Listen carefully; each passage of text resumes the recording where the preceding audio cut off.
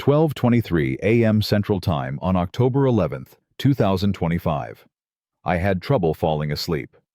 Emma and I were lying in bed together as I browsed through my phone and saw my cryptocurrency portfolio reach yet another record high. $352,000. I had finally reached the promised land after 7 years of trading, gritting my teeth, and studying the market. In less than 24 hours, I would lose $950,000. My marriage would be over. My family would disown me, and I'd be sitting here on October 13th, 2025, with no idea how to fix any of it. My name is Ryan Mitchell. I'm 34 years old, and this is the story of how one policy announcement destroyed everything I had built. I'm getting ahead of myself, though. Allow me to transport you back to that evening, just after midnight on October 11th. I couldn't resist looking at my portfolio. The price of Bitcoin was $123,000. My holdings on the Chinese blockchain were doing incredibly well. I had been working on VeChain, NEO, and Conflux Network for 3 years while everyone else slept on them. My thesis had been simple. China was slowly embracing blockchain technology for supply chain management, digital identity, cross-border payments. Western investors were ignoring these projects because of political concerns, but I saw opportunity where others saw risk. My Chinese crypto holdings had gone from $80,000 to over $540,000, nearly 700% gains. That night, lying in the dark, I was planning my next moves. Maybe add more to my VeChain position. Maybe take some profits and diversify into more Bitcoin. Maybe buy Emma that ring she'd been hinting about for months. We'd been together 8 months, and things were getting serious. I had it all figured out, or so I thought. I finally fell asleep around 2 a.m. Woke up at 7 a.m. like I always did. Made coffee. Checked my phone while the coffee brewed. That's when I saw the notification that would end my life as I knew it. Breaking. Trump announces 100% tariff on all Chinese software and technology. The notification had come in at 5:47 a.m. my time, 6:47 a.m. Eastern. I'd missed the first hour and 20 minutes of whatever was happening. My heart started pounding before I even opened my portfolio app. I read the entire story by clicking through. At a press conference early in the morning, President Trump declared that the U.S. would immediately impose a 100% tariff on any digital services, software, or technology platforms that came from Chinese companies. Issues related to national security, gathering data, defending tech jobs in America. The standard explanations. But buried in the policy details was one line that made my blood run cold. This includes blockchain technology and cryptocurrency projects developed by Chinese entities. My hands were shaking as I opened my portfolio tracker. The app took forever to load. When it finally did, I watched the number appear. $973,000. I'd lost $379,000 overnight, while I was sleeping. And it was still dropping in real time. I watched the number tick down. 970,000. 967,000. 962,000. I almost spilled coffee all over my desk as I hurried to open my laptop and access my exchange accounts. It appeared as though someone had stabbed the charts. Right down. No assistance. Panic selling with only vertical red candles. VeChain was down 43%. NEO down 51%. Conflux down 47%. Every single Chinese crypto project in my portfolio was being obliterated. And then I remembered the worst part. The leverage.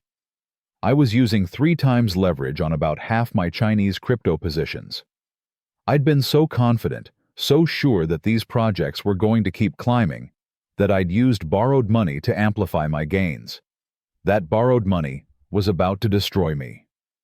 8:15 a.m. My phone started buzzing with margin call notifications. The exchanges were automatically liquidating my leveraged positions because the collateral value had dropped below the minimum threshold. I watched in horror as my leveraged NEO position got force sold at the worst possible price. Loss: $97,000 in one liquidation. My leveraged V-chain position gone. Loss: $112,000. My leveraged conflux position liquidated. Loss: $73,000. By 8:30 a.m., I'd lost $282,000 just from forced liquidations, and the underlying assets were still crashing. I tried to think, tried to be rational. Should I sell everything else before it gets worse? But who's buying? The order books were completely one-sided. Just sellers, thousands of sellers, zero buyers. 9 a.m. Bitcoin was also beginning to plummet. The number dropped from 123,000 to 118,000. The market as a whole collapses when one area of cryptocurrency is destroyed. Fear spreads. Make use of the liquidations cascade. Everything points to the negative. My portfolio: $843,000. I'd lost $509,000 in 3 hours. Emma came out of the bedroom. She worked from home most days, had a later start time than me. "Morning, babe," she said, heading to the kitchen. "Want breakfast?" I couldn't speak. I was staring at my screens, watching years of gains evaporate, unable to process what was happening fast enough to stop it. "Ryan?" She came over to my desk, saw the charts, saw my face. "What's wrong?" "There's been a crash," I managed to say. "Trump announced a tariff. Chinese crypto is getting destroyed. How much are you down?" I couldn't say it. Couldn't make it real by speaking the words out loud. "Ryan, how much?" "Over 500,000 so far." She went completely still. "What? That's not possible. You didn't have that much in Chinese crypto, right? You told me it was maybe 20% of your portfolio." I'd lied to her about my allocation. Told her I was being conservative when I was actually concentrated in the highest risk assets with leverage. "It was more," I admitted. "And I was using leverage." "How much more?" "About 60% was in Chinese projects, and I was leveraged 3 times on half of that." Her face changed. The concern turned to something else. Shock, anger, disbelief. 60%? You had 60% of your portfolio in Chinese crypto? Ryan, that's insane. That's not investing, that's gambling. "It was working," I said weakly. "It had made us over 400,000 in gains. I knew what I was doing." "Clearly you didn't." Her voice was getting louder. "Because you just lost $500,000 in 3 hours." I couldn't argue. She was right. I'd been reckless, greedy, convinced I was smarter than the market. And now I was paying for it. Noon. 4 hours since I'd woken up. My portfolio was at 752,000. Down 600,000 from peak. My Chinese crypto holdings that had been worth 540,000 were now worth 187,000. Bitcoin was at 115,000. Ethereum at 3,900. Everything was in freefall.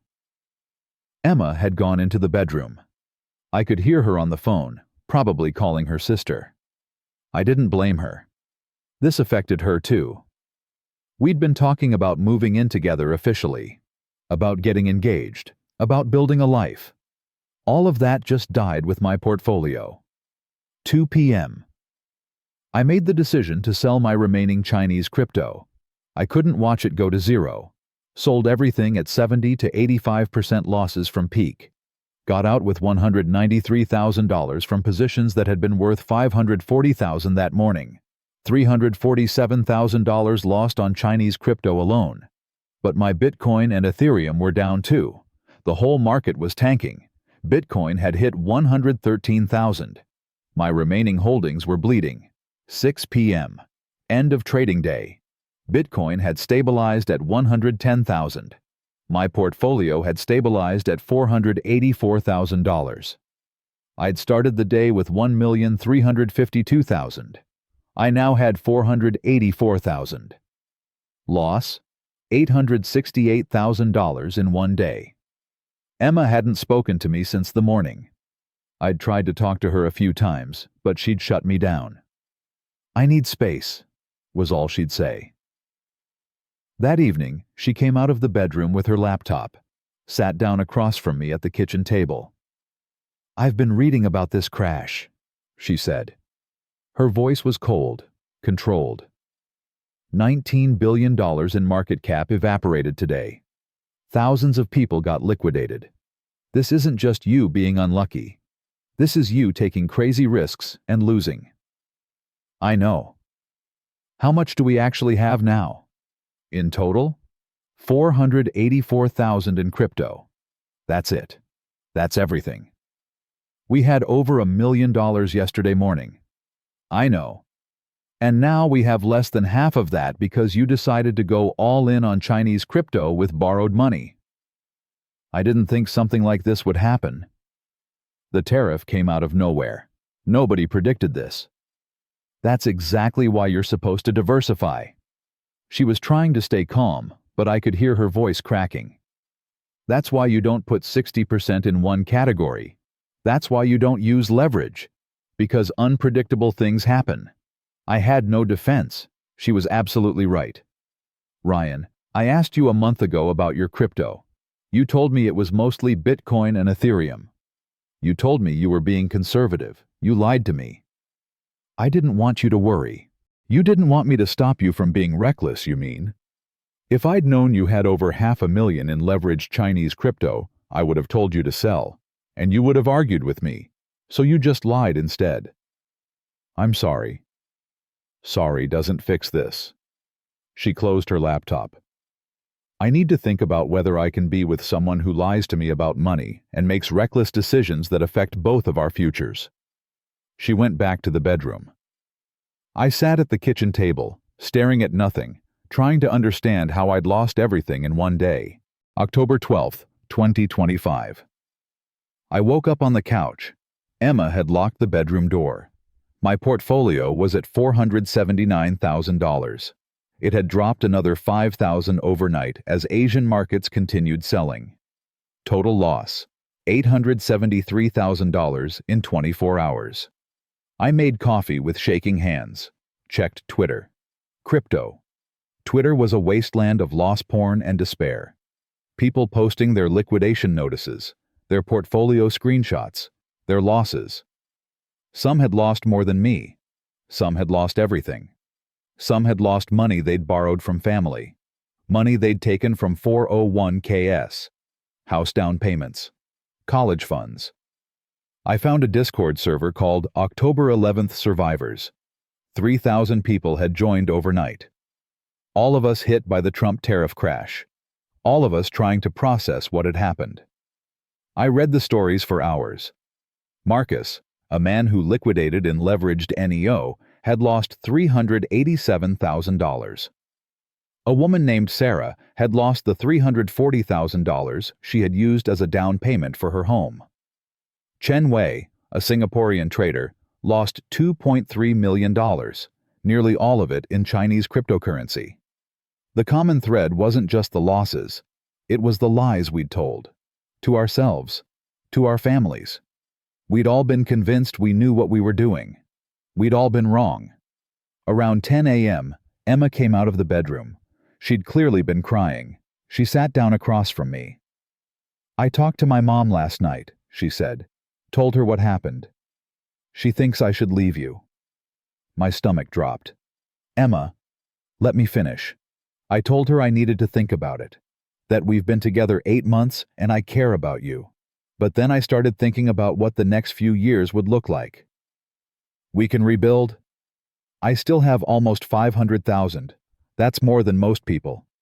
It's not about the money, Ryan. Her voice was firm. It's about you lying to me. About you making massive financial decisions that affect both of us without telling me the truth. About you being so reckless and convinced you were right that you risked our entire future. I'll never use leverage again. I'll diversify. How am I supposed to trust you? She was crying now. How am I supposed to plan a life with someone who just demonstrated that they'll hide things from me and make catastrophically bad decisions? I made one mistake. No, you made dozens of mistakes. You overconcentrated. You used leverage. You ignored risk management. You lied to me about your allocation. And when I asked you directly about your portfolio a month ago, you looked me in the eye and lied. That wasn't one mistake. That was a pattern. I wanted to argue, but I couldn't. Everything she was saying was true. I think we need to take a break, Emma said. I need space to figure out if I can trust you again. And you need to figure out how to fix this mess you've created. A break? For how long? I don't know. I'm going to stay with my sister for a while. Maybe a few weeks. Maybe longer. We'll talk when I'm ready. She went to pack. I sat there feeling everything crumble. The money was gone. Now Emma was leaving. Everything I'd built was falling apart. She left that afternoon, didn't say goodbye, just walked out with 2 suitcases and closed the door behind her. I called my friend Marcus, the other crypto trader I'd mentioned, left him a voicemail. Hey man, we need to talk about what happened. Call me back. He never called back. Found out later through mutual friends that he'd lost his life savings and wasn't talking to anyone who reminded him of crypto. October 13th. Today. As I'm recording this, it's been 2 days since the crash. My portfolio is still at $484,000. Bitcoin is at $110,000, stuck there. The market is in shock. Nobody knows what comes next. But my personal situation is getting worse, not better. Emma texted me this morning. Not to say she missed me. To tell me she'd talked to a lawyer about our finances. We're not married, but we'd talked about combining our assets. She wants to make sure she's legally protected from my future bad decisions. That's when it hit me. She's not coming back. This isn't a break. This is over. I called my parents. They live in Ohio, retired. I haven't told them anything yet. They think I'm doing great, living my best life as a crypto trader. Ryan, good to hear from you. How's everything going? I couldn't do it. Couldn't tell my dad that I'd lost nearly $1 million in one day. Couldn't explain that his son had been an over-leveraged gambler pretending to be an investor. Everything's fine, Dad. Just checking in. We talked about nothing for 10 minutes. When I hung up, I felt even worse. Now I was lying to my family too. I opened my trading journal, the notebook where I'd tracked every major decision for 7 years. The last entry before the crash was from October 10th. Portfolio ATH 1.352 million. V-chain consolidating nicely. Conviction strong. Life is good. 2 days ago, I'd written that. 2 days ago, I'd thought I had it all figured out. I don't know what happens next. I still have $484,000. That's more than most people my age have saved. But it feels like nothing compared to what I had. Compared to what I lost. Emma is gone. Maybe forever. My friend Marcus isn't returning my calls. I haven't told my family what happened because I'm too ashamed. I quit my developer job 5 years ago to trade crypto full-time, so I don't even have a career to fall back on. I'm 34 years old. I have almost $500,000 in crypto that I'm terrified to look at because it might drop more. I have an apartment I can probably afford for another year if I'm careful. And I have absolutely no idea how to fix any of this. The Trump tariff destroyed Chinese crypto. $19 billion evaporated. 50,000 retail investors lost over $100,000 each. I lost $868,000 in one day. But the money isn't even the worst part anymore. The worst part is watching Emma walk out. Watching my friend group dissolve because nobody wants to talk about their losses. Watching my future disappear because I was too greedy and too stupid to manage risk. The phrases, "it's just money," and "you can rebuild," are frequently used. However, they don't comprehend. Money isn't the only factor. In 24 hours, 7 years' worth of work is erased. Because I lied to the woman I love, her trust has been ruined. It totally destroyed my perception of myself as someone who knew what he was doing. I thought I was smart. I thought I'd figured out the market. I thought leveraging Chinese crypto was an overlooked opportunity that would make me rich. I was wrong about everything. And now I'm sitting here on October 13th, 2025, 2 days after my life ended, trying to figure out what comes next. Do I sell the remaining crypto and try to rebuild with traditional investments? Do I hold and hope Bitcoin recovers? Do I try to get my developer job back and admit I failed? Do I tell my parents what happened and face their disappointment? Do I try to win Emma back even though I've proven I'm not trustworthy? Do I just give up? I don't have answers. I'm posting this story because maybe someone out there is going through the same thing. Maybe someone else lost everything in the Trump tariff crash and feels as hopeless as I do right now.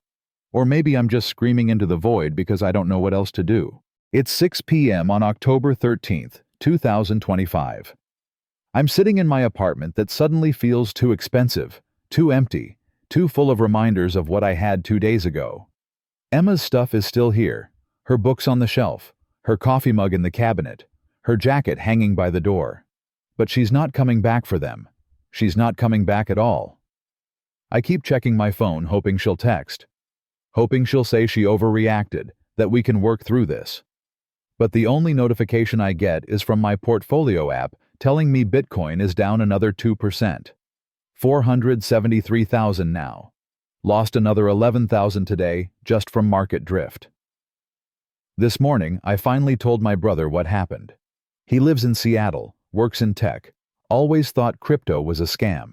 I called him because I needed to tell someone in my family before they found out another way. "You lost how much?" he said when I told him. 868,000 in 1 day. Silence. Then, "Ryan, what the hell were you thinking? Leveraged Chinese crypto? Are you insane?" "Apparently." "Does mom and dad know?" "No.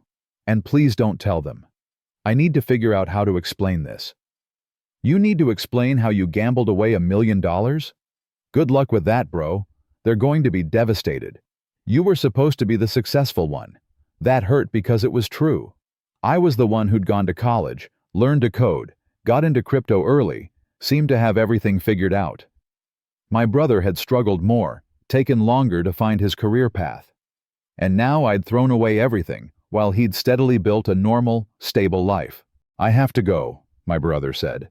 "I need to process this. I'll call you back." He hasn't called back. I've been reading through the October 11th Survivors Discord all day. The stories are getting darker. This morning, someone posted that her husband told her about their losses, and she's filing for divorce. Another guy said his parents disowned him after finding out he lost their retirement money they'd trusted him to invest. One post really got to me. A trader named Kevin wrote, "I thought I was going to retire at 35. I had 1.2 million saved up. I lost 890,000 in the Trump crash. Now I'm 34 with 310,000 and I have to go back to work. But the worst part isn't the money. It's knowing I was this close to freedom and I threw it away because I was greedy. I'll never get those years back. I'll never get that chance again. That's exactly how I feel.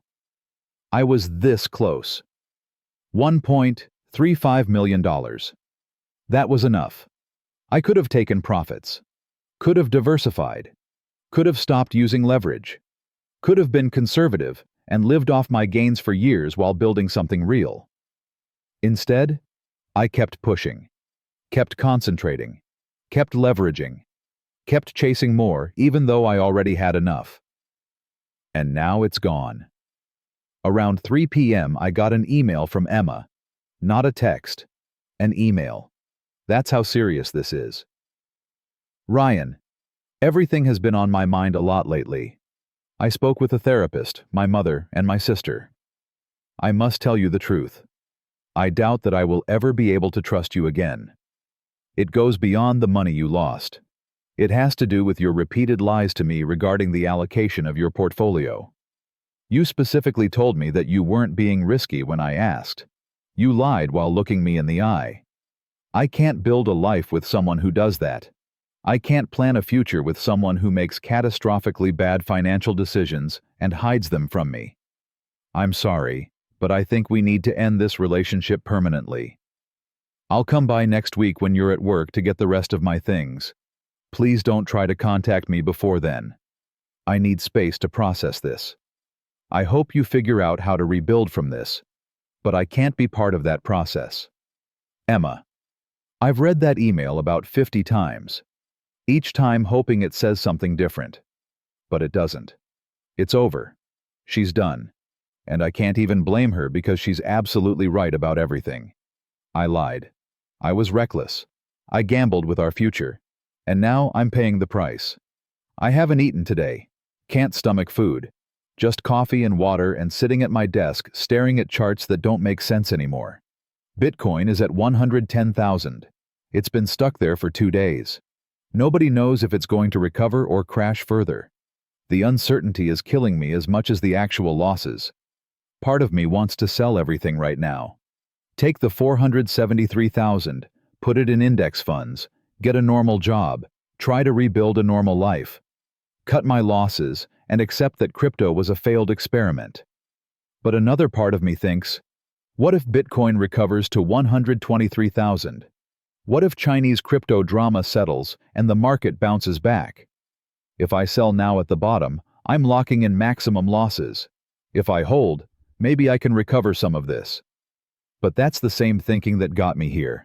Just hold, it'll recover. That's what everyone thinks until it doesn't. I'm paralyzed. Can't decide whether to sell or hold. Can't decide whether to tell my parents or keep hiding it. Can't decide whether to try to win Emma back or accept that she's gone. All I can do is sit here watching my portfolio and reading Discord messages from other people whose lives fell apart in the same 24 hours as mine. Earlier today, someone in the Discord asked, "For those of you who lost everything, what's keeping you going? How do you find the motivation to rebuild?" The responses were heartbreaking. My kids. They don't know how bad it is yet. Spite. I want to prove everyone wrong who's saying I was an idiot. Nothing. I'm not keeping going. I'm just existing. My wife. She didn't leave me even though she should have. I don't know what's keeping me going. I don't have kids depending on me. My girlfriend left. My friend group is shattered. My family doesn't even know yet how badly I failed. Maybe I'm just in shock. Maybe in a few days or weeks, the full weight of this will hit me and I'll completely fall apart. Or maybe I'll wake up tomorrow and Bitcoin will be at 130,000 and everything will seem less hopeless. But right now, sitting here on the evening of October 13th, 2025, I feel completely lost. I have $473,000. 2 days ago, I had 1,352,000. In the span of 24 hours, a policy decision I never saw coming destroyed 70% of my wealth. But the wealth isn't even what I'm mourning most. I'm mourning Emma. I'm mourning the future we were planning. I'm mourning the version of myself who thought he had everything figured out. That person is dead. He died on October 11th when Trump announced a tariff and $19 billion evaporated from the crypto market. What's left is just me. Sitting in an expensive apartment I probably can't afford much longer. Staring at a portfolio that represents 7 years of work and feels like nothing. Waiting for my family to find out and disown me like my brother basically did. I don't know what happens next. I don't know if I'll rebuild. I don't know if I'll recover. I don't even know if I'll be okay. All I know is that 2 days ago I thought I was smart. I thought I was successful. I thought I had my life together. And now I know I was wrong about everything. The Trump tariff cost me $868,000 in 24 hours. But it cost me so much more than money. It cost me Emma. It's costing me my family when they find out. It cost me my friend group. It cost me my confidence, my future, my sense of self. And I don't know how to get any of it back. This is my story. October 11th to October 13th, 2025. From financial freedom to financial disaster to complete life collapse in 48 hours. I'm posting this because maybe someone out there understands. Maybe someone else lost everything and feels as hopeless as I do. Or maybe nobody's reading this, and I'm just documenting my own destruction for no reason. Either way, this is where I am. October 13th, 2025. 2 days after the Trump tariff crashed the crypto market and destroyed my life. $473,000 in crypto, I'm terrified to hold or sell. No girlfriend, no support system, no plan. Just me and the wreckage of everything I built over 7 years. And absolutely no idea what comes next.